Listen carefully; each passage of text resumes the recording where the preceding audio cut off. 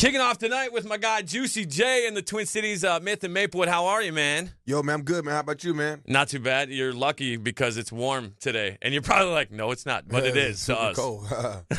Can I get you all night long? Man, I'm here, man. Let's do it. Let's turn up. That's what I'm saying. We got the countdown coming up. Juicy will be a part of that. Yes, sir. Obviously, I'm going to talk about your work with Katy Perry. Yes. I want to talk about your work with Justin Timberlake, who's on your album, Still Trippy, which is available on iTunes right now. But I don't even got to say that because you probably already got it.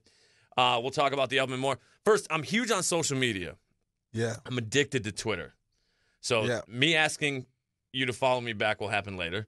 All right. But I noticed everything went black today. Yeah. Why? I just did it, man. You know what I'm saying? I was trying to figure out. You know, I usually put like old school musicians on my Twitter page. Yeah, I seen that. But I was like, I didn't know what to put, so I just said I'll just put black. I'll fade to black till I figure it out.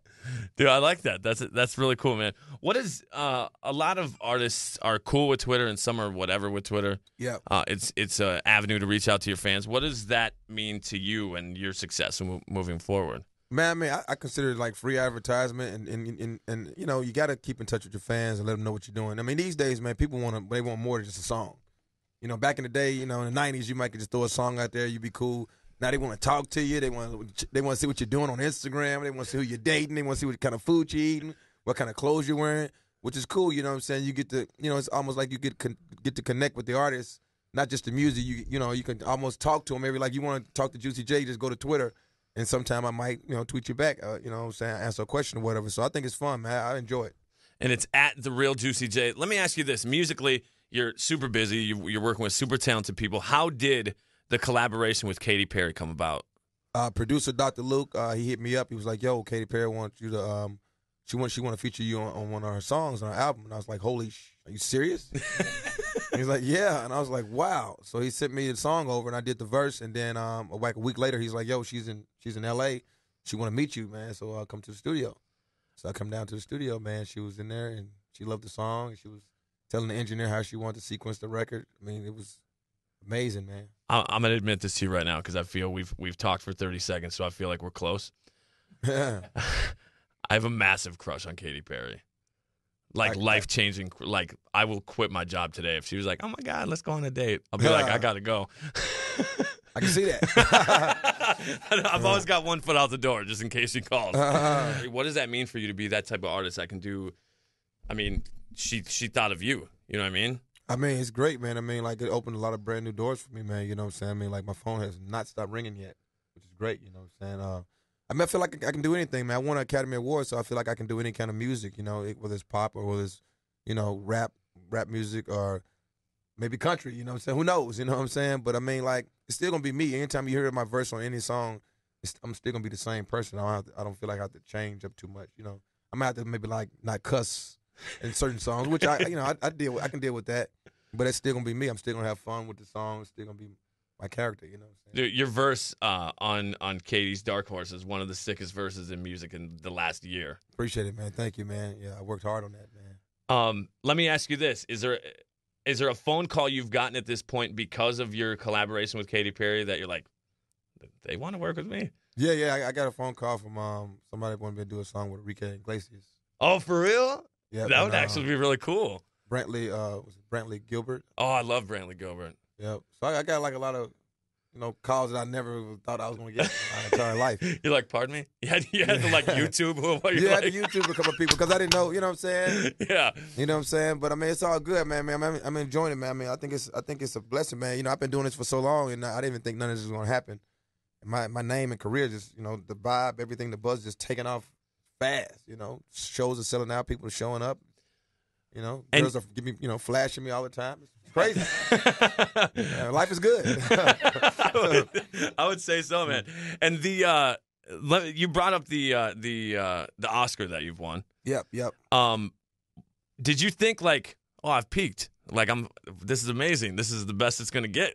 I mean, you would think that because you know what I'm saying. When I won that Oscar, it was just like everything was just like, you know, the money. I was straight. Everything. I was living in California. I was just like I was going to parties. I was kicking it. So, I mean, like, of course, but then, you know what I'm saying? You got to still keep working, though. You know, I still like doing music, so I never really stopped doing music.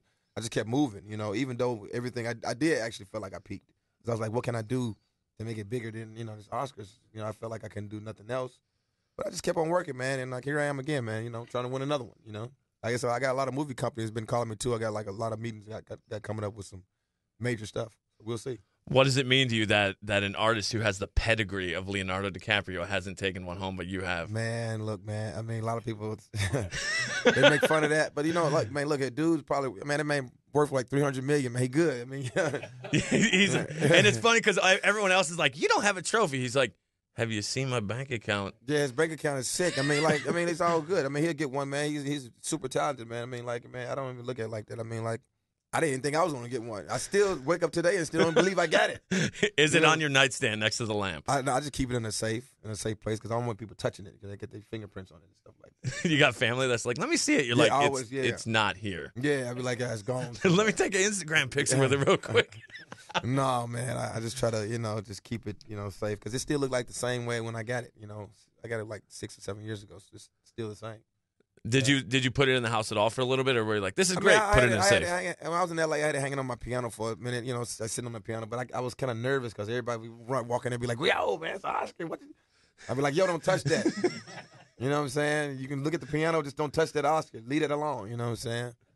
But I'm thinking about, bringing it out again on display, but I'm going to probably put maybe like a bulletproof glass or something around it. You know what I'm saying? With a lock and key, As you started to see success musically, what was the first thing that you bought? Car.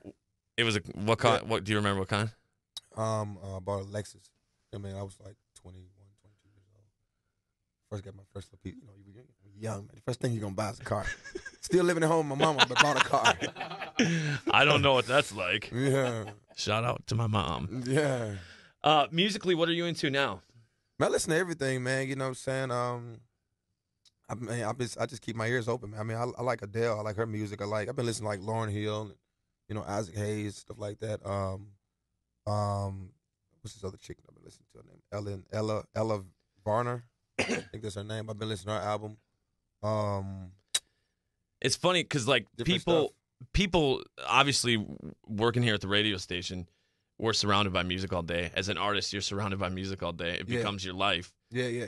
But then people are like, whether it's a listener of the radio station or I'm sure a fan of yours that you bump into is like, oh, in your downtime, you must be like, oh, I want nothing to do with music. And it's like, actually, everything I do is surrounded by music. Everything, man. I sleep with music on, you know what I'm saying? I listen to Marvin Gaye and go to sleep, you know what I mean? Yeah. I mean, but that's what I love making music, man. I love listening to all kinds of songs, man. I get ideas and stuff, you know what I'm saying, always in my head. I mean, I'm always singing music, man. Always. It's me.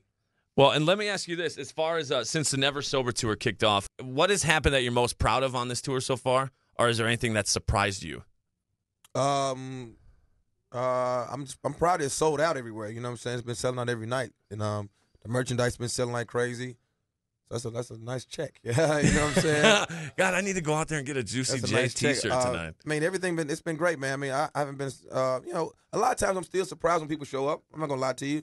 I'd be like, yo, I mean, how we looking at the door? They'd be like, man, we sold out. I'd be like, wow. You know what I'm saying? I still, because I've been doing this for so long, and I never, just being a solo artist, it's like, you just don't get these chances in this game. You know what I'm saying? Anybody that know my career, you know about the Mafia days. Yeah. I mean, that was then, this is now. I mean, like, it just, you look at those days and look at now, that's a long time. You know what I'm saying? So nothing's promised in this music. So it's just like, I'm still shocked every day. I had to work my ass off to get where I'm at right now. You know what I'm saying?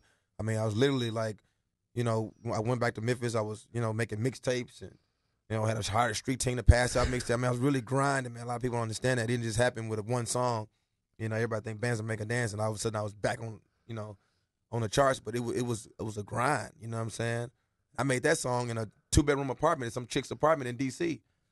You know what I'm saying? Just playing around, messing around, just goofing off, and it just became a hit. So, but it was a grind, though. I've been working.